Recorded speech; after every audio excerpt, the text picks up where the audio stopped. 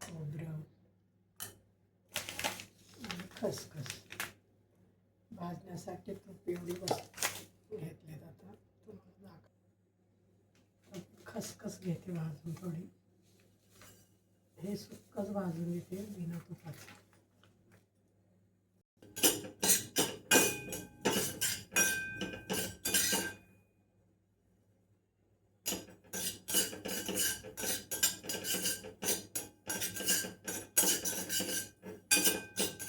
खसखस भाजायला वेळ लागते.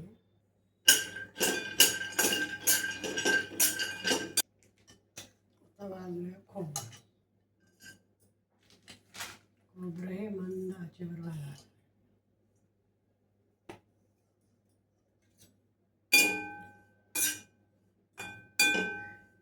थोडं थोडं भाजून.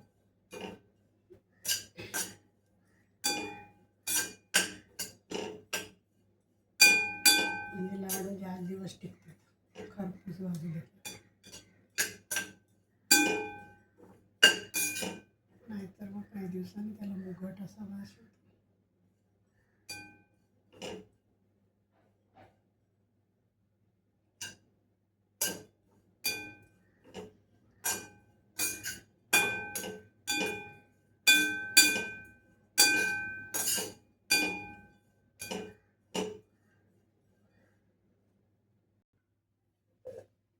आता तळून घेऊया डिंक. त्याच्यासाठी मी तूप टाकते कढईमध्ये. थोडं थोडंच टाकूया.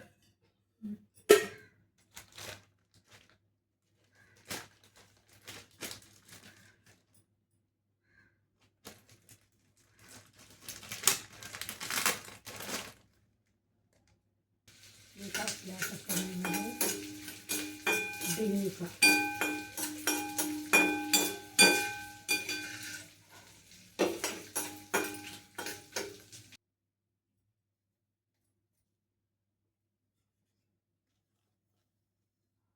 खसखस वगैरे मी भाजलेली होती.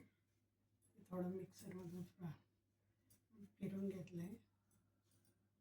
काजू बदाम थोडंसं मोठं मोठं मोल्डवर फिरून घेतलं त्याला. आणि हे खारीक पावडर मी घरीच खारीक फोडून मी त्याचं मिक्सरवर बारीक पावडर घरीच केक बनवले.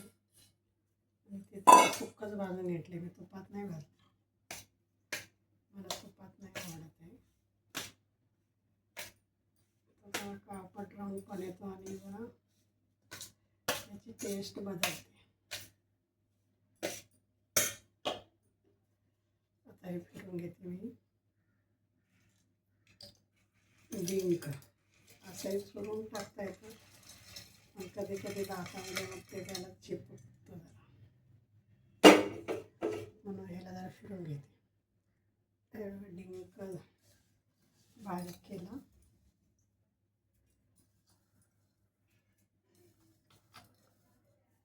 मिक्सरमध्ये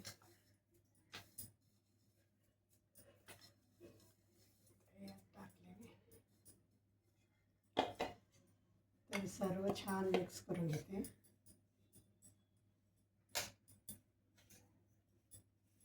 विलायची नाही टाकत आहे मी, मुलाला आवडत नाही विलायची.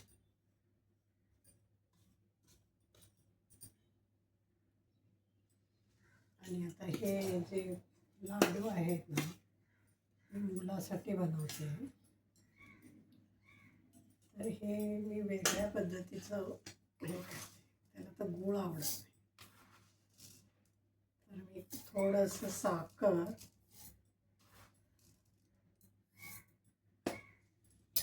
मिक्सरला लावून बारीक करणार आणि त्यात मिक्स करून हे असंच मी डब्यात भरून ठेवणार आहे. आणि ते रोज तो वाटीत घेऊन चमच्याने खातो. तुम्हाला कसं वाटतंय ते सांगा.